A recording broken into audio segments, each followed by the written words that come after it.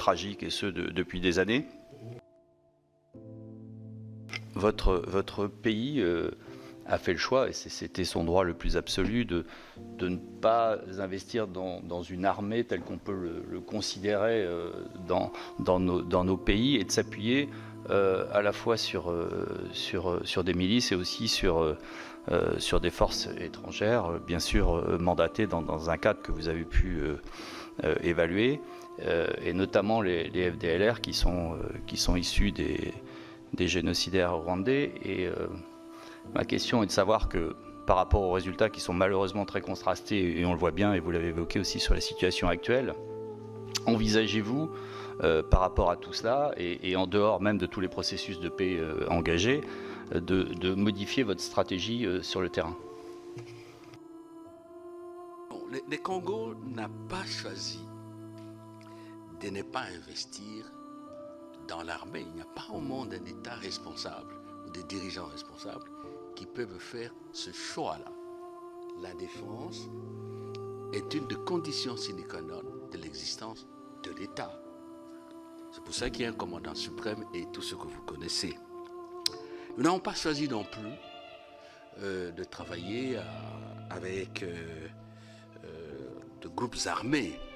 C'est très important, chers collègues, qu'on ait des précisions là-dessus.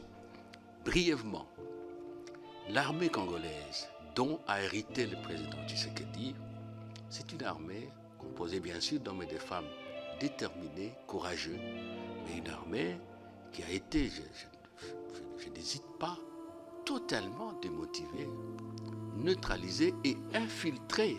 Vous connaissez cette affaire des accords, mixage, brassage et tout.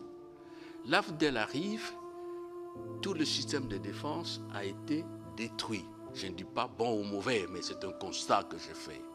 Il fallait refaire. Et quand Laurent Désiré Kabila s'est mis au travail, ça n'a pas fait longtemps, il est parti, il a été tué. Et après, vous connaissez, parce que nous sommes à la 4e agression du Rwanda. Le président Tshisekedi arrive, il essaie de reprendre les choses en main. Mais il ne faut pas oublier, chers collègues, il y a eu cette affaire d'embargo qui par la suite était devenue l'obligation de déclarer les armes et les munitions qu'on achète. Je ne sais pas si un État peut créer une armée dans ces conditions-là, sous embargo. Et plus important, ce n'était pas que les achats des équipements et d'armes, la formation.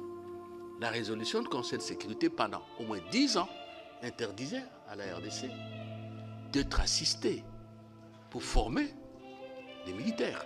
Et c'est maintenant, au moment où le président Tshisekedi change le leadership militaire, paf, le Rwanda s'aperçoit que bon, là ça va changer. Nous sommes en guerre.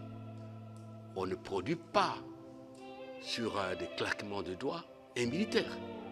Le militaire, c'est une culture. Le militaire, c'est un état d'esprit. Le militaire, c'est un état physique aussi.